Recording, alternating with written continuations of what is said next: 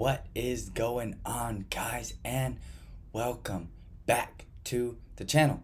Today, we are doing another episode of our Wednesday live stream, man. Bring all of your questions. Let's get them all answered. Document all those down. Let's get you guys the help that you are looking for, Googling for, searching for. Let's do it all today so that you can start pioneering your life here in the cannabis industry. So without any further ado, let us go ahead and dive right on in to the content.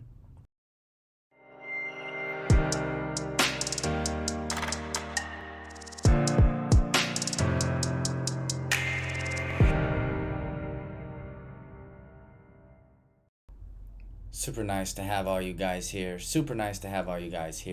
As promised, from now on, all of these are going to be on a subscriber only basis. So if you haven't had the chance to like and subscribe to the channel, I would definitely recommend that you consider it, because that is going to enable you to get your messages sent here on the side. Not doing any super chat or anything like that, pay to get your questions answered. Hey man, I literally dedicate an hour of this week every Wednesday just to make sure I can get any help that you guys might need. So I've set this time aside for you. Bring your questions. It really helps the live stream go smoother. Especially, if not, then I just start talking about whatever I want to talk about, right? So I definitely set this time aside so that we could grow together. So, well, pun intended. So definitely bring any questions that you might have during it. Let me know in the comment section, where are you guys hailing out of? What do you guys got going on wherever you're at? It's amazing. Last time, we had people from all over the world, which is really quite crazy. And so I'm gonna give some people some YouTube and definitely because it lets everyone else know that the live stream is available. So that means that YouTube will notify them of their algorithm, or use their algorithm to notify them that this live stream is available. And you never know, you might just get a question answered that you didn't even know that you had, due to someone else needing that question figured out. So while we wait for some people to trickle in here, let's go ahead and cover a little bit of the news here. So definitely like, subscribe, hit that bell button notification, bro. Do it for your boy. But like I said, we are seeing a push further and further. More and more states are pushing to legalize recreational marijuana and medical marijuana. That's how it always starts. It's always going to start, let's start medical, and it's going to kind of be able to appease, if you will, the people that are not so happy about recreational marijuana. But you'll see that it always grows from medicinal. The program does well, it exceeds, it excels, and then right after that, they're almost always going to go to recreational marijuana. Let's see if I can get myself out of the, there we go. So, Louisiana governor signs several bills bolstering medical marijuana program. Louisiana's governor signed several bills over the past week that will bolster the state's medical marijuana industry. Guys, this is deep South, deep Republican territory. So to see this is kind of amazing, if you ask me. Allowing more dispensaries and enabling out-of-state residents to buy MMJ. That's amazing. So not only are they going to go ahead and say that if you've got a prescription, then you can go ahead and you can get your medical marijuana here, but also if you're from another state, it allows you to still be able to participate in the medical marijuana program there in Louisiana. And so, that's going to do a lot of things, because in tourism, a lot of people go over there into Bourbon Street, especially during the summer. So House Bill 697, which allows for the number of dispensaries, or pharmacies as they're called in Louisiana, to increase from 9 to 30 over time. So right now there's only 9 of them in the entire state, but they're going to be adding an additional 3x and some change to that. The option to expand rests with the existing medical marijuana dispensaries, but a new MMJ operator could apply to enter the market if an existing dispensary declined to open a second satellite location. House Bill 135, which allows dispensaries to sell medical cannabis to out-of-state residents who have a valid MMJ card from another state. The visitor also would need to sign a form attesting that she or he had a qualifying condition under Louisiana law. I'm not a big fan of that, because I don't like signing any type of forms that make me say I'm sick or I need something, right? Because I take a firm stance that we don't need anything and I will never admit to being sick. House Bill 190, which authorizes certain nurse practitioners to recommend MMJ to patients. This is the big bill right here. They are now giving the ability to the nurse and the practitioner, the medical practitioner, to use medical marijuana as an additional or alternative holistic approach to medicating that said patient, which I think is just wow. I mean, I think that that is amazing. That is amazing because now you are not confined to a set group of laws that might give you some sort of chemical dependency based on kind of what ailment you're facing. But now nurses and doctors and staffs in that medical department now have the ability to recommend a holistic approach to your medicine. And I think that this is amazing. Literally, if you would have told me 10 years ago that this is where we would be 10 years in the future, I probably would have laughed at you. I probably would have laughed at you because 10 years ago I was carrying briefcases full of, so we're not even going to go into that. But let's just say we did not expect definitely nurses and doctors to be able to prescribe this to other people. The introduction of smokable flower this year in Louisiana fueled the need for an expansion in the number of dispensaries. Under House Bill 697, the existing MMJ operators may open an additional dispensary in the same geographic region after reaching 3,500 patients and a second satellite location once the next 3,500 patient milestone is reached.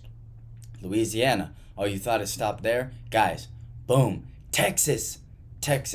And this is probably the craziest to me because, I grew up in Texas and I never expected this. I literally never expected this. I'm serious. You will go to jail if you've got marijuana in Texas. Houston, Texas, KTRK, as of Tuesday, there is one more way for some people to get their hands on medical marijuana in Houston. Houston's first permanent medical marijuana pickup location is now open just north of downtown. So Kano, this is a guy who's, man, I'm sick. They've got everything for me, but they do not have what I want to be medicated with. This is Kano in Houston, Texas. But basically what I'm looking for is to be able to be prescribed marijuana. In September of 2021, everything changed for him when he was prescribed medical marijuana. On the other medications, I would wake up and I would be sluggish or in some kind of stupor. I wake up in the morning now and I just feel great. He says he never thought he would be taking medical marijuana. Kano, I never thought you would be taking medical marijuana either, especially in Texas. This just goes to show you that legalization worldwide is right around the corner. If you can get it done in Texas, guys, and if you know anything about Texas, if you can get it done there, you can get it done anywhere. However, he's sharing his story so that other people might benefit by taking the time to learn and consider it an option. So, the CEO of Texas Original is that dispensary. Denton says he has been in the medical marijuana business since the beginning. We planted our first seeds in October 31st of 2017, and this was the time that you could still go to jail for that. On Tuesday, just north of downtown, Texas Original opened serving THC and CBD tinctures and gummies to those with a prescription. We have a virtual consultation where you can go. If you don't have a prescription, we can introduce them to a doctor. They can have a virtual consultation, wait a few minutes, and pick up their prescription here, or they can do it in advance. So guys, you can literally, in Texas right now, get up on the virtual consultation, get your prescription, and then directly go to the dispensary and get your medical marijuana in Houston, Texas. That is incredible to me. That is absolutely incredible to me. So you see it in Louisiana, you see it in Texas, you see it in these deep south, these deep state areas where conservatism really runs rampant, and there's a slow moving on any change that could help everyone that is looking to medicate themselves with medical marijuana. But when you see these states start to turn around, guys, I'm telling you, it's only a matter of time before the entire United States. Minnesota, accepting med cards from other states works and is sensible, right? You're absolutely correct, Salad.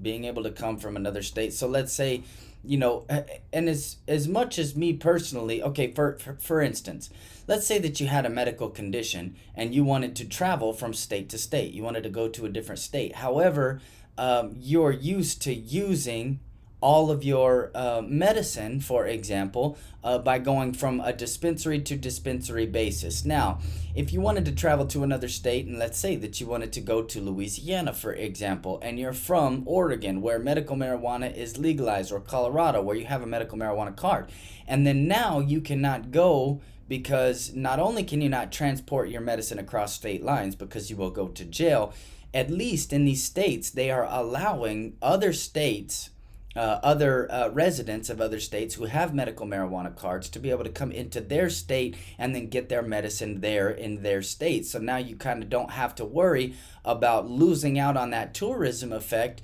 where people that are definitely wanting to go or visit family or relatives or anything else in that state, but they're dependent on their medical marijuana, and then they have no ability to transport that across state lines. So I think it goes a long way for those states considering that. Dallas. Manufacturing candles, y'all. Drop your company name, Salad. Drop your company name down there in the chat box, and we'll give you a shout out. They're making candles out there in Dallas, Texas. You put your company name out there, and we'll give a shout out. Maybe a website or something where everybody else can go and check you out in case they're looking for some of those products. Now and then, as much forward advancement as you get, you always get the weird backwards moving. And here you have the United States Supreme Court denying medical marijuana's workers' compensation cases. This is just dumb because I think that, you run an inherent risk, especially if you're working, maybe not so much growing, although you can throw your back out. There are some pesticides or, different sprays and things, toxic chemicals that you could come into contact with that may hinder your ability to keep going to work. But especially in the processing laboratories where they're making dabables and they're using a bunch of those volatile solvents, they're using a bunch of those, pressurized canisters and things of that nature. I think for you to deny workers' compensation, what I think needs to happen is a medical marijuana union of sort, or a marijuana processing union of sort, and they're really going to need to back this up for legislation. But right now, these were some people that were hurt in the medical marijuana industry, and then they were denied workers' compensation, so they took it to the Supreme Court, and the U.S. Supreme Court on Tuesday declined to take up the pair of cases concerning workers' compensation for medical marijuana. This comes about 1 month after the Justice Department encouraged the High Court to reject the cannabis cases. So the DOJ, you guys are doing a great job out there, in part because it argued that broader marijuana policy choices were better left up to Congress or the executive branch. The new decision denying whatever that word is means that fewer than 4 justices felt the legal challenges merited consideration by the High Court. Which, the Supreme Court is basically irrelevant at this point anyways. It doesn't necessarily mean that a majority agrees with the lower court rulings in the disputes. However, these particular cases would have had wide-ranging implications related to federal supremacy. 2 Minnesota residents raised their separate challenges seeking workers' compensation for medical cannabis expenses after being hurt while working on the job. In both instances, the state Supreme Court ruled that federal law prohibiting marijuana preempted state law, meaning that the employees were not obligated to pay for the medicine. But the plaintiffs and advocacy groups like Empire State and Normal's been doing work since the 70s, made the case that because employees aren't required to possess, manufacture, or distribute cannabis in contravention of federal law, simply providing workers' compensation for marijuana is not preempted by the Controlled Substances Act. It's like, dude, what a dumb I'm not going to get into a rant here. I'm not going to get into a rant about the Supreme Court and the Department of Justice, but it's like, guys, these people are getting hurt. You've legalized it. You've basically left it up to the state. And so if you leave it up to the state, then I think also that you need to leave up to the state the ruling, a lower court ruling, on the ability to maintain workers' compensation for people that are hurt. Die Slow, I just started using hexing for my soaks, 2 short path distillation processes. Is there Oh, hexane you must mean. It says hexing there. I thought that's like some witchcraft stuff. I wouldn't recommend that. I just started using hexane for my soaks, 2 short path distillation processes. Is there a better solvent? How do you confusing, or do you think it's actually the best? I try to stay away from hexane as much as possible. In the rare case that I'll use hexane, it's probably for either conversions, and in that case I'll use cyclohexane, or if I'm trying to remediate pesticides or sugars, also, but really I like to just trade out any hexane, any operation that I would have entailing hexane. I would like to trade that out for heptane. So you're using heptane for your soaks. Now I'm assuming that you mean you're soaking your cannabis and then 2 short path distillation processes. Okay. I would try to soak your cannabis in ethanol. In my opinion, as far as getting processing and extraction with a liquid solvent. If you're not using a gas solvent, I still think that the best solution is an LPG system.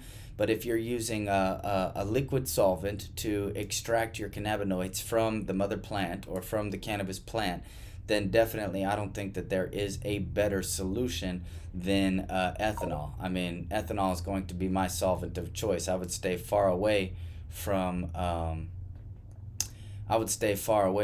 any hexane that I'm using at that point. And naturally, I think that the main reason, because there is no other ethical reason or no other logical reason that I can think of that people wouldn't use ethanol, other than the fact that that alcohol tax comes in and it's very difficult to find. But what you can use in this instance is what's called denatured ethanol. So you can use ethanol with a 5% heptane content blend in it, and that will make it denatured, or basically poisonous to drink, and that will get you out of that alcohol tax. What I have found is that with the ethanol and the heptane and the water that you're going to find, or the moisture that you're going to find in the plant, that's actually going to create an azeotrope that is going to allow the saturation of your solvent to it'll reach a parabolic curve, and then it'll flatten, and it'll never supersede that.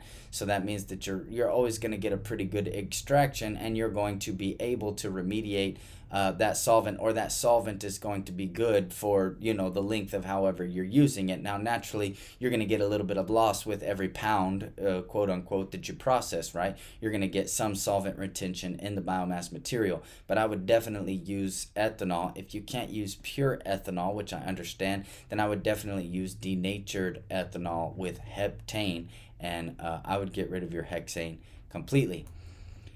10 years ago,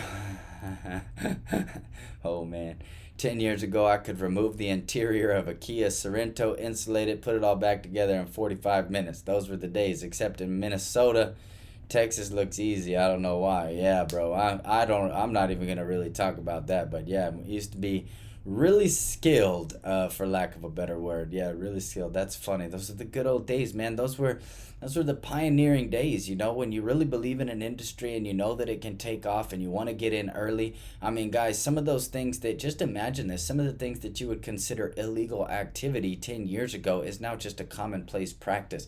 These are some things that some people still, and I really wish the Reform Act would pass already, because there are still some of our brothers and sisters that are doing what is completely legal nowadays, but they were doing it 10 years ago, and they're still serving life in prison. For instance, to do what I do, and was doing 10 years ago, then that meant that you could get a manufacturing narcotics charge, literally just by extracting medical cannabis. And especially back then, the research still existed that people with cancer and people with ulcers and other things like that, they were still needing this medicine, and it was showing clear medicinal benefits all the way from the 70s. But in order to endeavor to supply your patients, you took the risk of getting a manufacturing charge or a transportation charge with intent to distribute. And guys, we're talking about 10, 15, 20, sometimes 25 to life in prison, and now it's just commonplace, right? It's just commonplace and legal. So I definitely hope we can get some of them out of prison. But man, when the people have spoken, and when you push an industry, and they really have no choice but to listen to us. But yes, it is still crazy to think that what you do professionally today, and a lot of times, you get the You get the idea, for example, because there's a lot of bad eggs or bad players in the in the marijuana industry, and that is because some of them, a lot of them, grew up in the marijuana industry, but they still remember, they still have a record of that cutthroat type of environment where you were having to do some shady things, and ultimately there was not too many completely honest, law-abiding citizens because, so those are the type of people that still get into the marijuana industry. Now, is that changing? Yes, it's changing very rapidly, but I just want you to know that, a lot of the times you hear about this ruthlessness or these bad actors in the marijuana industry. Well, you got to understand that for a long time, a lot of them came from the black market background, right? And I'm not saying that everybody that is in the black market background is a criminal or is a bad person or has bad tendencies, but it definitely statistically does attract some of the bad actors that you might find that are now just professionals in the cannabis industry. So legalizing that is going to go a long way in educating people, getting some sort of curriculum. Definitely, we started Extraction Builders Pro and tried to get Oregon State University to pick up that curriculum, because if you could start offering this as an education curriculum in colleges and things like that, then you really get a difference in not only the culture but the industry change as a whole. Sweaty Footage says, can you shout out the Oakland refinery? Yeah, bro, what do you guys do out there? Drop in the comment what you're doing out there. But shout out to Oakland refinery. I have no idea what you guys do, but if you wanted to put that in there, we could check out your website or something like that and get everybody to kind of take a look at it. Oakland, California. Woo! Talking about cutthroat, it's a little bit of cutthroat out there. Enjoy the salad says, in Colorado, I'm a businessman. In Minnesota, a criminal. So many things have to change still, even now. Yes, exactly. There's a lot of bad parts about this. But you have to understand that the necessity for change means that as an industry, we're still early. When everything gets hashed out and everything's legalized and the big players come in and they spend multi-billions of dollars to buy up all the small mom and pop shops, it goes like this all the time, right? This is just how capitalism works. So whenever that happens, you're really going to find that your ability to get in there and be in there early is kind of going to drop off of a cliff. But when you find, yes, you might have to deal with some things and you might have to be very liquid and very fluid in your business practices, because there's a lot of things that still need to change. There's a lot of things that are still going under regulation and different authorities, and being able to actually put together a successful, profitable business model over the course of 10, 15, or even 20 years. However, you will find that being early is going to give you the most lucrative return of investment, right? So to get in there early, fresh, and learn all of this, and that way maybe one day you can be a consultant and you can help other people, that are just coming in, and now you don't have to hands-on hammer out the laboratory every single day of every single week, putting in 50, 60, 70 hours a week. Believe me, guys, I remember that. But now with these multi-billion-dollar companies that are going to come in and buy up everything, and I guarantee you that's going to happen once once everything is legalized and I got something in my throat, sorry. Once everything is legalized and regulated, then now's the opportunity. Now's the opportunity to get in and make that money. And when all these multi-billion-dollar companies start coming in, you can charge them a big amount of money to be able to consult, because you remember what it was like basically riding the cannabis dinosaur, right? That's what my grandma used to say. She used to say, I'm so old, I used to ride a dinosaur to school, and I used to think, man, that is old. But also, the car business, just any industry that takes off is a baby as a whole. They're going to be when you get in there early, it's going to give you the most profitable return in the long run. So like I said, guys, we're still super early. Do everything that you can to get this research and to get your foot in the door, because man, I'm telling you, it's coming, and then it is going to be explosive for maybe 5 or 10 years, and then you're going to see everybody kind of shake out, and that's where it'll do you a lot of good to become a consultant or something like that. Because then you're not just stuck with one laboratory or producing one product, but rather you're providing your services that you took time and effort to educate, perfect, and get going. Now you can go ahead and sell those to other people, or just be called on a consultant on a call by call basis, and that will allow you, so right now you're profiting huge, and maybe but when you get bought out, that'll allow you to still keep that cash flow and profitable revenue all the way through, no matter what ebbs and flows are going to happen in the industry. But I honestly think for the next 10 years we're going to see, for the next 3 years or 2 years, it'll be kind of a slow crawl as more people become legalized and the boom is still happening. And then once we pass the once it's federally legal, you're going to see explosion. Like, that's going to make the farm bill and the CBD craze seem like a drop in a bucket, right? You're going to see an explosion in the medical marijuana and the recreational marijuana industry. And then probably for another, 5 to 6 to 7 years after that, you're going to just see the ability to just make money. You could throw an idea at a wall and make money off of it, right? So it's huge for you guys to get in now, and I'm super excited that you guys there. And a lot of us that have been in the industry for a long time, it was tough times. Sometimes there was very little money to be made. You were operating in a little bit of a gray area, like my guy Salad said. In one place you're a businessman, and in the other place you're a criminal. So Sweaty Footage says he's working on Holy Water brand. Holy Water brand, huh? Let's see. Let's check you out right here, bro. Let's see what you got going. Since you guys are like the only 4 people in here. The Oakland Refinery. Let's see what we can find here. Oh, all I'm getting is oil. Yeah, all I'm getting is oil, bro. Let me know if you're on Facebook or something like that. But Instagram, Twitter, something like that. All I'm finding as far as the Oakland Refinery is going to be oil, petroleum refinery. I don't even want to talk about oil right now. Only oil I want to talk about right now is cannabis oil. Because if I get started talking about petroleum oil, I'm just going to be on a rant, I'm just going to be on a rant. Right on. We're responsible for brands such as Holy Water and a couple others. I like the name. Holy Water. That is a dope name. Shout out to all the pioneers out there. Keep it up. You too, Sweaty man. You keep it up too. I mean, for everything that you do for the industry, we applaud you and salute you. Brad says, "Hey Grim, how's your week going?" It's pretty good, man. I mean, it's pretty good. It just depends. It's kind of an ebb and flow on how business is. Sometimes I spend a lot of the time just primarily in the office, making calls, consulting with other people. I got a squeaky chair right now. I don't know why my chair's so squeaky.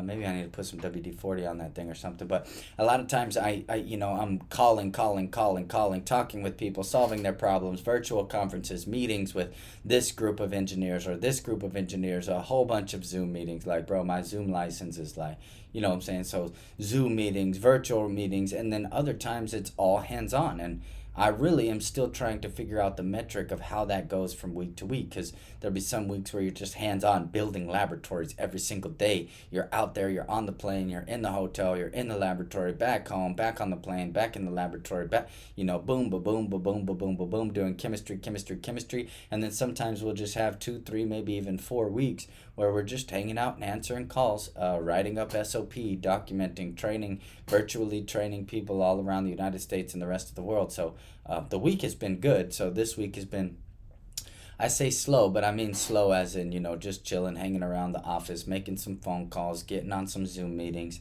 I can't say that I like one more than the other. Now, I obviously don't like that constant laboratory grind over a long period of time, because I like to chill. Right? So add a little bit of terps to the squeak. Yeah, I think that's that limonene squeak right there. That's what we need. A little bit of pinene. We just squirt that around there. Terp sauce heals all the squeak issues for sure. But yeah, so anyway, I like the laboratory grind, but I also like, calling and doing videos and answering phone calls and doing virtual consultation. And I really like the return on that, if you will. A lot of people are very, very thankful for that, and that helps me do what I want. Salad says he could definitely use some holy water. Yo, Sweaty, drop us a link or something. Like where can we find some holy water? That sounds dank, to be honest with you. Holy water is probably one of the best brand names I've ever heard as far as cannabinoids. Holy water strain information. It's a hybrid strain. Fruity, spicy, earthy, sour, piney. Well, that's a whole bunch of different. Which one is it? Holy water live resin. Woo! That sounds pretty good. Holy water is in fact butane hash oil. Probably not. That means the process is similar to most samples of. Oh, so it's just like a terp rich. Man, that sounds nice. That sounds nice. Yeah, man. Send us some holy water. You know what, Sweaty? If it's legal. If it's legal. I'm not saying do it if it's not legal. But if it's legal, you can send us send me an email, send us a sample of your holy water, and then I'll get one of my technicians to review it, and we'll do a YouTube stream with him reviewing it, and I mean that'll maybe help you generate some marketing there and some branding information. So if you wanted to send us a small little sample, I'll definitely I got just the guy in mind. He's always he's just pioneering everything, man. He's trying to try everything. And I'm like, yo, if you didn't get a chance yesterday to watch the video I put out, the socioeconomic effects of alternative cannabinoids, that's definitely a good one to check out. It's kind of deep, kind of meaty, right? There's a lot to chew on there. But so I'm not the hugest fan of alternative cannabinoids, and really, to be honest, I stopped smoking. I stopped utilizing marijuana, right after that boom really happened. So, but I got a technician of mine. I mean, he'll try anything. Doesn't really matter what it is. THCO, THCP, Delta 8 THCO, HHCO. I mean, he'll just, whatever you got, holy water, whatever you got, he's down to try it. And he's pretty funny, and he really gives a detailed, like, this is making me feel like, I have like a 21% happy, like a 14% rapid heartbeat, and like, he gets down meticulous into the data of how he's actually feeling. So I think that's cool, and when other people send us products to review, we always check it out. So it's good stuff. But dudes, it looks like our comments have come to a slow, man. I really didn't feel like I answered too many questions except for the hexane, and I hope that helped you die slow. I would rather you not die slow, but live fast. Live fast. Don't die slow. I don't want you to die, buddy. We're happy to have you in the community. But since everything is kind of slowing to a halt,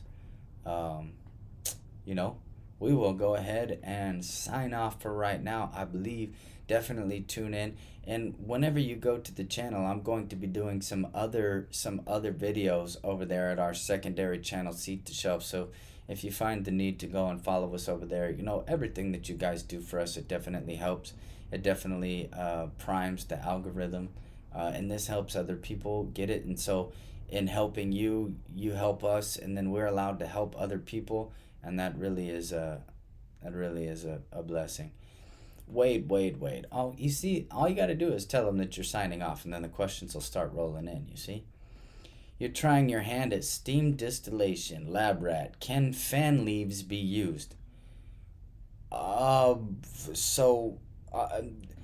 you doing steam distillation of cannabis oil, or are you doing steam distillation of terpenes? Because you're going to have two separate fractions, but to answer your question, your fan leaves are not going to have any of the content that you're looking for.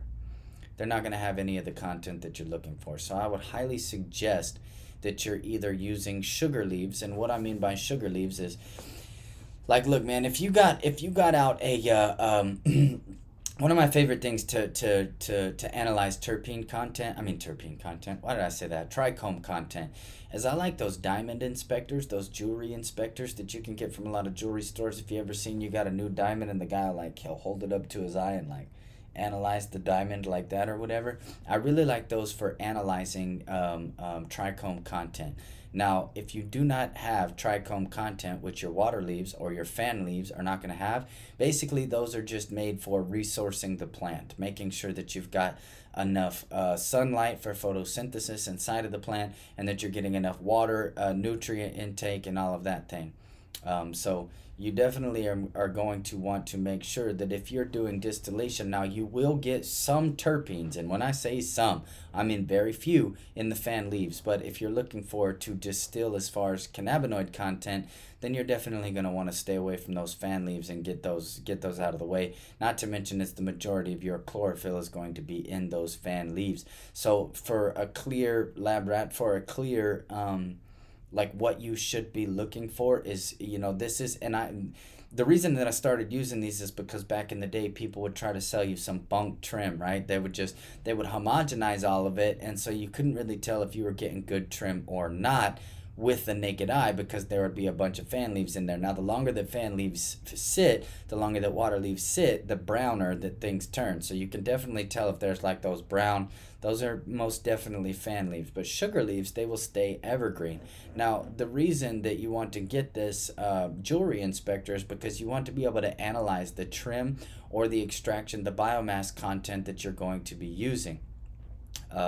That way, you're going to be able to see if you have any type of trichome content there. And also, back in the day, this used to be a cutthroat way that people were doing it, but they were actually spraying. Guys, don't do this. But they were actually spraying their leaves or their biomass material with sugar water and then baking it, and that would leave those sugar crystals behind. So when you held it up to the naked eye, it would appear that you had some super frosty buds. But under that jewelry inspector, you will definitely be able to tell. So even still to this day, if I'm working at a laboratory and we get huge sacks filled with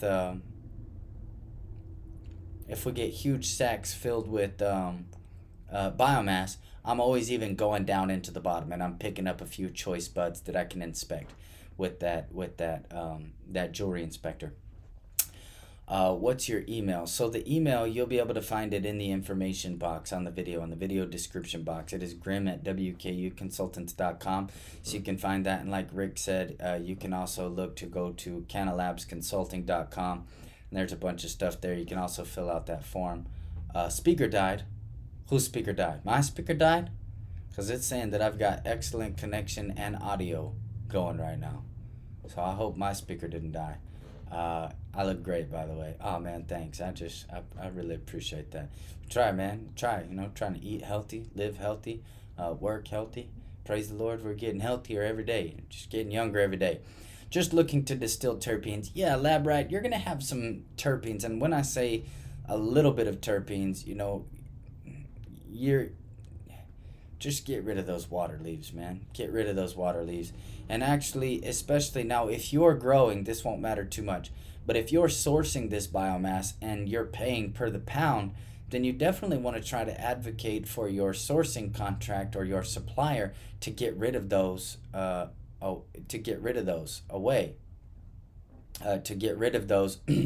anyway. You don't want to be paying for your water leaves. They have no content. They have very little content, if any at all. The only thing that they're doing is adding weight to what you're paying for. So you don't want that. We turned a water distiller into a steam distiller. What temperature should I run that ethanol? I like negative 30 degrees Celsius, no matter what. Negative 30 degrees Celsius. Gotta have it. That's what I'm looking for. If I'm any hotter than that, then I'm just going to have to do excessive filtration. And I don't want to do any of that filtration, to be honest with you. Which brings me to the next question. Timothy says, curious why processors are spending so much for nanofiltration skids when other simple mechanical filtering methods using equipment costing under $500 can achieve 0.2 micron level. Okay, well, for one, you need a little bit, your nanofiltration is going to give you a little bit smaller than 0.2 micron. It's going to give you a little bit smaller filtration. And that is going to alleviate the needs. Now, when you're doing mechanical separation, when you're doing mechanical filtering, a lot of the times you are going to need, let's say that you're introducing fats and lipids. You're going to need to reintroduce a solvent. That's number one, so that's taking time. And then number two, you're going to you're going to need to freeze that, to chill that, to get your lipids and your fats to coagulate so that a zero point 0.2 micron screen will filter it out. If you're not doing that, then there are some that will pass through that 0.2 micron level, because on a molecular level it is going to bond to that solvent that you use to extract with. Okay, so when you're doing a nanofiltration, those microns are so small, their nanoparticles are so small that it is actually only going to allow either the cannabinoid molecule and or the fats and lipids molecule through, but at a separate molecular level. And still, when you see that's what I'm saying. When you see that somebody's spending, I don't know how much so much money is for nanofiltration skids, but you can build a pretty decent nanofiltration skid for about $1,000 straight up. Now, it won't be very beautiful. It won't have any of those bells and whistles on it, but $1,000. So there's definitely room for the nanofiltration. Mechanical filtering, as far as like Buchner funnel or even your CRC pressurized filtration, even at a 0.2 micron level, is not going to give you that same filtration without taking secondary processing steps and time. So when your time is money, let's say that you save 1 hour a day using a nanofiltration skid, and yes, maybe your nanofiltration skid is about $10,000, but you save an hour a day. But that hour a day is saving you 4 employees paid at $20 an hour on the low end, right? So that's $80 a day that you're saving for that hour that you don't have to pay them, because you're saving on labor. Well, when you start to talk about over a month, over a year, over 2 years, 5 years, and 10 years, you're going to find that a couple of extra $1,000 for a nanofiltration, really for a reduced headache, is going to go a long way, especially when you talk to any sort of businessman or investor that is looking to make a return of investment. 5 milligrams to work with. What combination will get you the highest using minor or major cannabinoids? Okay, all right. Yeah, I 5 milligrams to work with. Look, man, I'm going Delta 9 THC. Delta 9 THC all the way. I'm telling you, if you get the chance, go back and watch yesterday's video on the socioeconomic effects or contributions to the alternative cannabinoids. This is what I'm going to say, and I'll leave the live stream right here. 46 minutes. This is what I'm going to say. When people are saying 30, 40, 50 times stronger, cannabinoid, or they're saying I feel 30, 50, 60 times more high using this alternative cannabinoid, there's no scientific evidence that backs that up. In fact, as far as CB1 and CB2 receptor antagonist goes, Delta 9 THC is still going to be the king. Now, there are some that are slightly more effective, but for instance, HHC is an inferior molecule as far as to CB1 and CB2 antagonistic effects, which is what's getting you high to begin with, right? So THCP is the only one. THCO, THCA, HHC, Delta 8, all of these are going to have their inferior molecules as far as the scientific data that backs up the ability to antagonize the CB1 and CB2 receptors in the endocannabinoid system. Delta 9 minus Delta 9 THCP THCP is going to be the only one that is going to surpass that in antagonistic effects. Now, Delta 9 THC minus the THCP is going to be the strongest. What you're finding in these people that are getting super high, and you'll have to go back and watch yesterday's video, but what they're finding is you're getting a lot of other chemicals that are being introduced in your legal high loophole, for lack of a better word. So when you're feeling high, extra high, and what you're getting is these medicinal effects or these recreational effects that gives you a perceived high that it's way more potent than any Delta 9 could ever be, you're going to find that it's not as pure as what you think it is. It's not as pure as what you think it is. And until I see scientific data that can back up the antagonistic effects of these other minor cannabinoid molecules interacting with the endocannabinoid system, in fact, I'm finding opposite data, opposite scientifically proven data that is suggesting that Delta 9 is still the most efficable solution for the antagonistic effects, but when I say antagonistic effects, stimulation, if you will, or binding, if you will, to the CB1 and CB2 receptors. All of the other minor cannabinoids, they are not doing that. So the 33 times, 50 times that marketing material that you're seeing, what we're finding is actually in urine analysis, we're finding a lot of other synthetic cannabinoids. If you remember the spice craze from 2006 to 2008, we're finding a lot of those other synthetic cannabinoids, like the ones that were being used in spice, added to that legal high cannabinoid. That is what's getting you more ripped, if you will. So do the research for yourself. You got the time to spend 45 minutes going through yesterday's video. I highly encourage it because it's really shedding some light on a lot of the industry, and we did a lot to prove everything that we were saying and back that up. Now I have nothing against that, but if I got 5 milligrams only to work with, I'm going with live resin, Delta 9 THC. I want live resin. I want it to be extracted from fresh frozen. I want it to be well taken care of, and I want that tincture to be, that's what I'm going to be using in my edibles, straight up, if I want the highest rating. And I want a supreme terpene concentration in there, because the entourage effect is definitely going to be a contributing factor in how my perceived feeling or binding with that endocannabinoid system is all going to be. Bros, it has been a blessing, a privilege, nay, an honor to be able to teach and consult with you guys today. I love all you guys, everything that you help, everything that you do for us. We hope that we can give back. Look down in the video comment section. You'll find an ability to get on a forum, follow us on any type of, we're all about community over here and helping you guys out. So any way that you can help us in return, like, share, subscribe, you guys already know the deal. And we'll see you all in the next video. Peace.